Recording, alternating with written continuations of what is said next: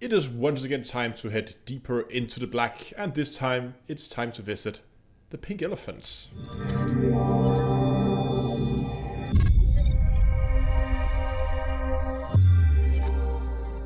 Today's video is sponsored by SecretLab.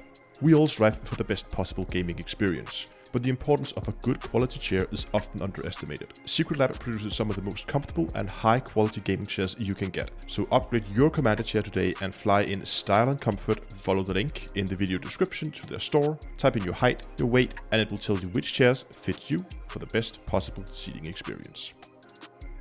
Hello ladies and gentlemen, and welcome back to Elite Dangerous with Down-to-Earth Astronomy. So, once again, it's another exploration video, and this time I'm visiting a system that I just labeled Pink Elephants. As always, I have not been doing any kind of research beforehand. I'm just going in blind, and I'm taking you guys with me. Oh, here we are. Apparently, let me try to get this right this time. Last video I kept calling something a neutron star, which was a white dwarf, but this is in fact a neutron star. Okay, wonderful. At least that's pretty. Now, we're not going to play with the neutron star. I don't think we're going to play with the neutron star today. But again, I have no idea what we're going to head into here, so I'm just going to honk the system. 19 bodies in system. Okay, let's begin scanning and see if we can find those pink elephants. There's some beautiful planets here. I really like the colors, but I guess that's due to the nature of the local star being so blue that naturally the planet will also have a very blue hue. But so far I haven't seen anything that would be very pink. So I finished the scan and I didn't really see any planets immediately where I was thinking, yes, that's a very pink planet. It could be because they were skewed because of the light from the star, but looking at them here in the map where you normally see the more natural colors, this one is a little pink, I guess. There's some green ones areas there. There was one of them I noticed that had geological site. This one, yeah. 17 geological site. I guess this one is a little pink. I don't know if that's it, but let's try to go there and let's see what this one has to offer.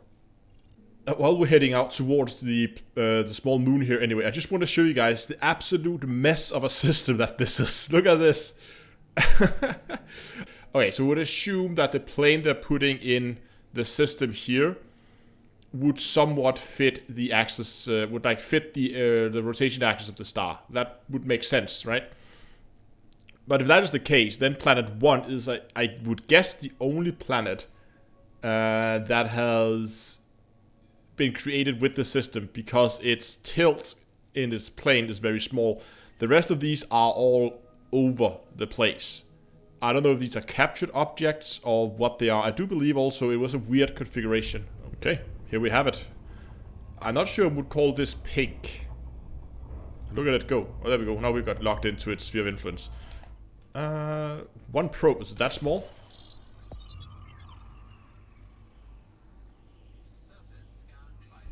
Yep, it was. How big is this moon? Hold on, let me just check that. Yeah, it only has a radius of 233 kilometers. So yes, that is a very, very small moon. I guess if we go out of analysis mode, we could see if there's any place on this that looks more pink than anything else. I mean, there's the green areas up there. And I guess there are some pink-ish colors.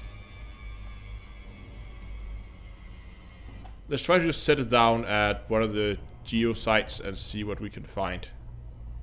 Okay, let's just do a flyby here so we can get a feeling for what we're dealing with here. Definitely some kind of geysers. Nah, they do look mostly like just another type of geological sites. Don't look that, I mean, it's fun with the small, like, poop-shaped rocks, but not very pink, is it? Okay, you know what? I don't think this is. Maybe it's just, maybe this is not even the right moon. Maybe we should try to go over to the night side of the planet and see if there's anything. If anything changed color, if we go away from the star. But there is a pretty epic canyon over here, so we'll go and have a look at that before we move on. Here we go. Now, I unfortunately does not have a fighter with me, but the Phantom here is like agile enough that you can have some fun flying around canyons with it. Not the biggest power distributor, so quite a bit of time between boosts, but still a fun little canyon, and it's a pretty fright. Anyway, let's move on. Let's try some of the other sides. I think I'm gonna go into the other side of the planet to see if there's anything more pink over there. Okay, dark side of the planet. Went to another geological site just to see. I would assume this to be very similar. Okay, so with night vision off and the external lights on, this doesn't look a whole lot more pink. Okay, you know what? I think I will have to cheat a little bit, and I'll use the almighty Google to try to figure out what's going on with this system. It seems we're on the right moon, so that's a start. And I got a set of coordinates now. And we're flying towards that now. I wonder... Oh, we're going into glide now. I wonder if it's that area there. I got a screenshot. I'll show you guys here in a second. But I think it might be this area up here, maybe? Huh. So that's funny.